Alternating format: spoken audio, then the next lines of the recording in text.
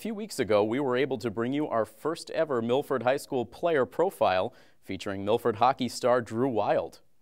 Tonight we have another profile to present to you starring another member of the hockey team in senior forward Nick Mobilia. Cut off nicely by the goaltender Guile. Now Sarah puts it, score!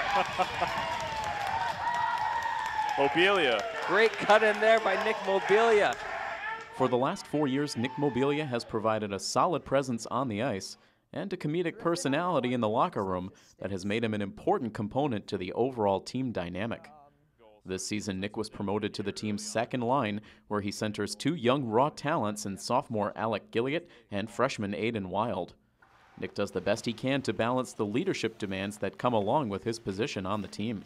Not so much leadership, but I mean lead by example, I guess, on the ice for some of the younger kids who now play in the third and fourth line. As is the case with many of the players on this year's team, Nick has a sibling on the squad, with his younger brother serving as part of the team's defense. Tony's a sophomore. He may be a sophomore next year too. He's not the brightest kid. Yeah, I don't know. He tries. Despite giving his brother a hard time, Nick explained to us how growing up, the Mobilias and the Wilds started teaming up for hockey games long before they donned the scarlet and white. High school hockey was the first time we played hockey together. We played 1 year middle school hockey together, but I mean, oh my God.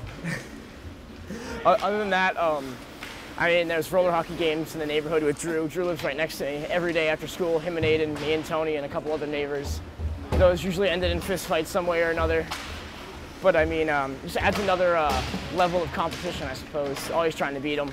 Recently, the team went through a tough losing streak, including a blowout loss to the Mansfield Hornets. It wasn't difficult for Nick to pinpoint what was going wrong with the team. I think we just played really poorly. We went down really quick, and I think everyone just kind of shut down really early. In the second period, kind of recovered a little bit. Third period was rough again. I don't know, just going down by 3 in the first 7 minutes killed us right away, right out of the gate, and we could really never come back. It's definitely a wake-up call to get blown out 9-2. That was, I mean, it's definitely not something you're happy about. It motivates you to come back the next game. I mean, King Philip this past Wednesday, I mean, we didn't come out with a win, but we played a lot better than we have been playing against Holliston and Mansfield. The team has been going through a series of tough practices to try to work out the kinks in order to get the team back on track for the stretch run. We've been working on a lot of defensive zone coverage because that's really been weak. We have been getting beat backdoor in the breakout, just keeping the puck in the zone, keeping a third guy high, stopping their breakouts because they've been coming out real clean lately. I mean, once we work on those areas, I think we'll see success during the games.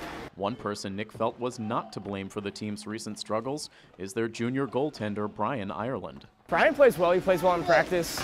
He's really our only goalie besides Luce, who started playing real hockey last year. So, I mean, a lot of the pressure is put on him and him alone. So some of these better teams, he gets down on himself when they score 3 in the first 7 minutes. I mean, sometimes it's not necessarily his fault, but I mean, there's been some games that he's played really well. In North Attleboro, he played really well, got us a win there. And even some other ones against Franklin, he played well. He might not have shown on the scoreboard, but I mean, he's been playing well. He holds his own.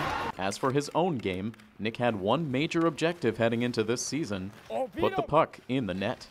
Scoring, finishing. Last year, I think I had 1 goal. Not really sure how much I have this year, but it's a lot more than 1. So I mean, that's been a lot better. A lot of them garbage goals, but I mean, I'll take them as how they come. As the end of the season draws closer, the team's remaining focused on what they need to do to ensure a 3rd consecutive trip to the MIAA tournament. Right now we're 8-5. We need 4 more points to get into the playoffs, which is 2 wins. So Taunton, I think, is a should win for us. I don't know, they're not one of the stronger teams in the Hockomock. We should be able to beat them pretty easily. And Canton is always a tough one in the Davenport. I don't know, it'll be tough. They beat Oliver Ames. They tied Franklin or lost to Franklin. Wanted to, but they're definitely one of the better teams in Hockomock, and it'll be a tough opponent. Another Mansfield, they just can't come out flat or they'll kill us right away. Our North Attleboro game, where we won 4-2, was huge. Last year, I think we split with them, or 1-1 tied 1.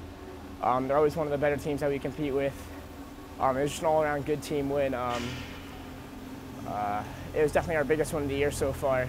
And after that win, kind of a drop-off in our our games, which we're trying to turn around and get back to the North Attleboro game where we all played well.